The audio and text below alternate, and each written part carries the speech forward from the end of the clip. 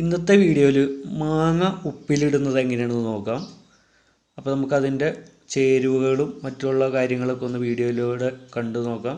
ഞാനിവിടെ 1 കിലോ മാങ്ങയാണ് എടുത്തിരിക്കുന്നത്.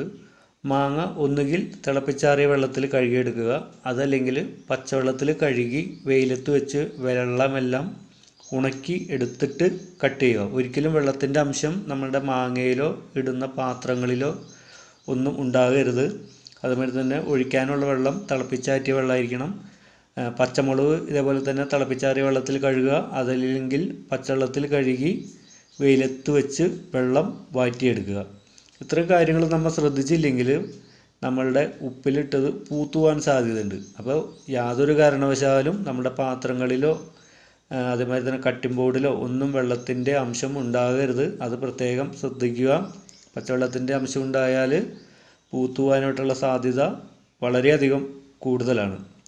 പിന്നെ നമ്മൾക്ക് വേണ്ടത് കുറച്ച് പച്ചമുളക് വേണം. പച്ചമുളക് അല്ലെങ്കിൽ കാന്താരി, അതല്ലെങ്കിൽ നമ്മുടെ ചേനമുളക്. ഇതിൽ ഏതെങ്കിലും മുളകായാലും കുഴപ്പമില്ല, പരമാവധി കാന്താരി മുളക് എടുക്കാനായിട്ട് ശ്രദ്ധിക്കുക. ഇങ്ങനത്തെ മുളകാണെങ്കിൽ നമുക്ക് നടുകെ കീറി വേണമെങ്കിൽ ഇടാം. പക്ഷേ നമ്മൾക്ക് ക്വാണ്ടിറ്റി കിട്ടാൻ വേണ്ടി ഞാൻ ഒരു 1/2 ഇഞ്ച് കനത്തിൽ വട്ടം കട്ട് ചെയ്താണ് ഇടുന്നത്. ഇതാകുമ്പോൾ നമ്മൾക്ക് 1 സ്പൂൺ മാങ്ങ എടുക്കുമ്പോൾ അതിനകത്ത് 1-2 മുളകിൻ്റെ കഷ്ണം കിട്ടും. അപ്പോൾ ഇങ്ങനെ കട്ട് ചെയ്യുന്നതിൻ്റെ ഒരു ഗുണം അതാണ്. നമ്മൾക്ക് ഏറ്റവും ബെസ്റ്റ് കാന്താരി എടുക്കുക, അതല്ലെങ്കിൽ ചേനമുളക് എടുക്കുക. ചേനമുളക് ഇട്ടുണ്ടെങ്കിൽ നല്ല എരിവായിരിക്കും നമ്മളുടെ ഉപ്പിലിട്ട മാങ്ങയ്ക്ക്. അപ്പോൾ നമ്മൾക്ക് ഇത് നമ്മുടെ മാങ്ങ ഇട്ട ജാറിലേക്ക് ഇട്ട് കൊടുക്കാം. പരമാവധി ചില്ലിൻ്റെ ജാറുണ്ടെങ്കിൽ അത് എടുക്കുക, അതില്ലെങ്കിൽ പ്ലാസ്റ്റിക്കിൻ്റെ എടുക്കുക. അപ്പോൾ നമ്മളുടെ പച്ചമുളക് കട്ട് ചെയ്തും ഇതിനകത്തേക്ക് ഇട്ടിട്ടുണ്ട്. ഇത് ഞാൻ തിളപ്പിച്ചാറ്റിയ വെള്ളമാണ്. ഇതിൽ ആവശ്യത്തിന് ഉപ്പ് ഞാൻ കലക്കിയിട്ടുണ്ട്. ഈ വെള്ളം നമുക്ക് ഒഴിച്ചു കൊടുക്കാം. തിളപ്പിച്ച് വച്ചിരിക്കുന്ന വെള്ളം നന്നായി ചൂടാറിയതിന് ശേഷം മാത്രമേ നമ്മളുടെ ജാറിലേക്ക് ഒഴിച്ചു കൊടുക്കാവൂ. അത് പ്രത്യേകം ശ്രദ്ധിക്കുക.